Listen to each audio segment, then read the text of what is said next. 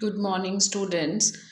Yesterday we learned about organizing, its types, and case study related to organizing. Today we will go for capital structure. आज हम capital structure के बारे में पढ़ेंगे।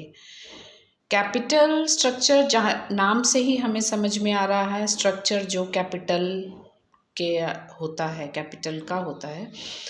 अब capital क्या होती है ये हम सबको पता है। The money which we invest in the business termed as a capital for the business. जो भी पैसा हम बिजनेस में बिजनेस करने के लिए लगाते हैं उसे हम कैपिटल कहते हैं। और वो पैसा कहाँ कहाँ से आता है वही स्ट्रक्चर बनाता है। बहुत सारे फैक्टर्स हैं जो हमारे कैपिटल स्ट्रक्चर बनाने के टाइम हमारे कैपिटल स्ट्रक्चर पे असर डालते हैं। आज हम उसके बारे में पढ़ेंगे। कैपिटल स्ट्रक्चर का मतलब अभी बताया कि money which we invest in business, वो हमारी खुद की भी ओनर्स फंड भी हो सकता है और बोरोड फंड भी हो सकता है, इक्विटी प्लस डेब्ट। Factors affecting the capital structure 14 factors हैं। First is your cash flow position. Future cash flow position must kept in mind. Debt capital requirement, lots of cash is needed in order to make the payments. हमें future में अपने business का capital structure decide करने से पहले ये देखना चाहिए कि हमारा कैश फ्लो बिजनेस में कैसा हो रहा है। कैश फ्लो मतलब जो भी हम प्रोजेक्ट में पैसा लगाया है उससे हमें कैश कितना मिलेगा, क्योंकि हमें अपने उन्हीं पैसों से, उन्हीं कैश से अपने खर्चे पूरे करने हैं। अगर हमारे कैपिटल में हमने डेब्ट के थ्रू पैसा लिया है तो डेब्ट मीन्स बोरोड फंड, और इसके ऊपर हमें इंटरेस्ट देना पड़ता है। जिनसे हमने बोरोड फंड लिया है, बोरो किया है फंड को, उसको हमें इंटरेस्ट भी देना पड़ता है, उन्हें हमें डिविडेंड भी देना पड़ता है। तो बहुत सारी चीज़ें होती हैं वो हमें देखनी पड़ती हैं। जैसे हमारे पास पैसा है तो हम देखते हैं कि भाई उतना ही खर्चा करो, आगे हमें उसको इस्तेमाल भी करना है। तो बिजनेस में भी सेम थिंग है। Cash flow position must be kept in mind. तो डिपेंड करता है कि आपका ओनर्स फंड ज़्यादा है कि बोरोड फंड है। बोरोड फंड है तो आपकी बहुत सारी लाइबिलिटीज़ हैं, उसे पेमेंट उसको पे करने के लिए आपको कैश की बहुत ज़रूरत पड़ेगी। So we must consider this point. Next is your interest coverage ratio. It is earning before interest and tax upon interest expenses. ये रेशियो आपको ये बताता है कि आपका पैसा आपके पास किस परसेंटेज में रहेगा। ये हम कैलकुलेट करते हैं। How easily A company can pay it's डेब्ट, इस रेशियो से हमें ये पता चलता है। सेकंड है डेब्ट सर्विस कवरेज रेशियो। ये बिल्कुल सेम इसी की तरह है, बस डिफरेंस ये है कि interest coverage ratio only cover the interest expenses of the company and डेब्ट service coverage ratio cover the principal amount expense of the company. ये केवल इंटरेस्ट को कवर करता है, ये principal amount of the company. Next is your return on investment. What is return on investment? A calculation of monetary value of investment. जो भी हमारा पैसा बिजनेस लगा होगा उसके ऊपर हमें क्या रिटर्न मिलेगा। हम जो भी बिजनेस में पैसा लगाते हैं उसके एवज में हम उसका कुछ रिटर्न ही तो चाहते हैं कि हमें जो भी पैसा लगाया है उससे ज़्यादा हमें रिटर्न मिले। तो this rate of interest return on investment will tell that a calculation of monetary value of investment versus its cost. जैसे हमने कहा कि मैंने 100 रुपये लगाया था और 500 कमाया, तो मैंने कमाया कितना है 400। 100 तो मेरा लगा था। फिर हम उसकी परसेंटेज निकाल लेंगे कि हमारे को इतना पैसा लगाने से कितनी परसेंट इनकम हुई। Next is your cost of डेब्ट। The effective interest rate company पे ऑन इट्स डेब्ट। व्हाट इज कॉस्ट ऑफ डेब्ट? मतलब जो भी आपने उधार लिया था, डेब्ट लिया था, जो भी आपकी लाइबिलिटी थी उसके लिए आपको उसके बदले में इंटरेस्ट पे करना पड़ता है, उनको रिफंड करना पड़ता है। ये हमने पहले पढ़ा था। तो उसी को बोला जाता है कॉस्ट ऑफ डेब्ट। मतलब कितनी कीमत चुकानी पड़ी आपको अपने बोरोड फंड लेने में।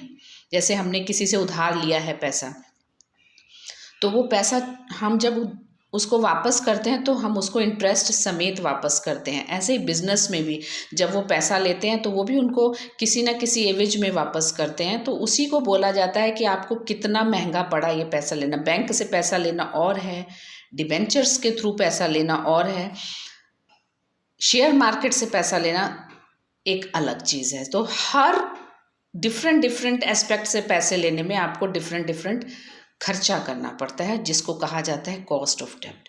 टैक्स रेट तो आपको पता ही है, सरकार टैक्स लगाती है जिसको हमें फॉलो करना पड़ता है। जैसी इनकम वैसा ही आपको टैक्स देना पड़ेगा। रेट डिसाइडेड होता है, income increases tax increases.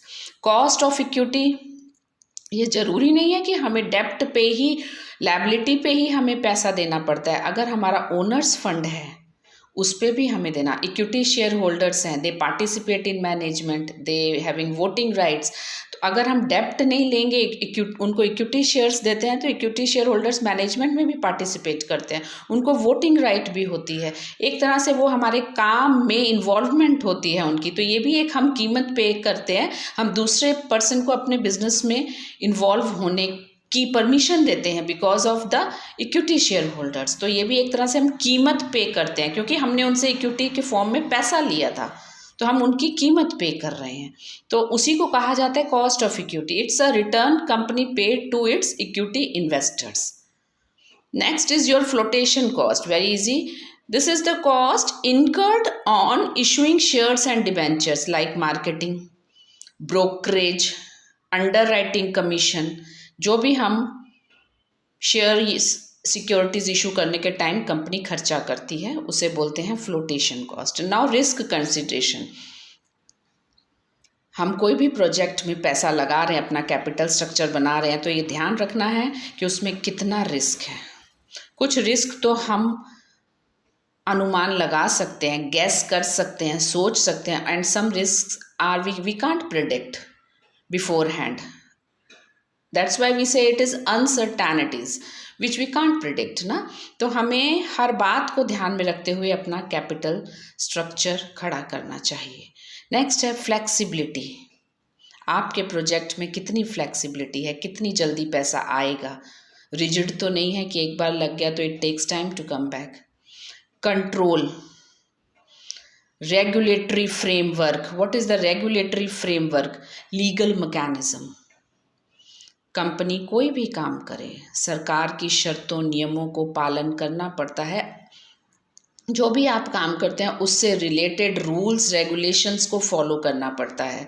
So what capital structure भी जब हम डिसाइड करेंगे तो जो भी प्रोजेक्ट के लिए आप कैपिटल स्ट्रक्चर डिसाइड करने जा रहे हैं उस प्रोजेक्ट से रिलेटेड गवर्नमेंट के रूल्स एंड रेगुलेशन को फॉलो करना पड़ता है। That is a regulatory framework. Then stock market conditions, of course stock market you know ना, शेयर जहाँ पे बेचे और खरीदे जाते हैं, डिबेंचर्स वगैरह, तो उसको भी हमें ध्यान में रखना है। अगर हम वहाँ से मनी ले रहे हैं, उस मेथड के थ्रू हम मनी अपनी कंपनी में ला रहे हैं, तो शेयर मार्केट को तो सीधा सीधा हमारे बिजनेस पे असर पड़ता है। And next is capital structure of other companies. आपका जिस कंपनी के साथ कॉम्पिटिशन्स है उनका कैपिटल स्ट्रक्चर भी आपके कैपिटल स्ट्रक्चर पे असर डालता है। उन्होंने कितना इन्वेस्ट किया, उनकी मशीनरी कैसी है, उनकी टेक्निक कैसी है, उसी से उनका प्रोडक्शन होता है, उसी से हमारा प्रोडक्शन होता है। हमें अपने कॉम्पिटिटर के कैपिटल स्ट्रक्चर को भी ध्यान में रखना पड़ता है।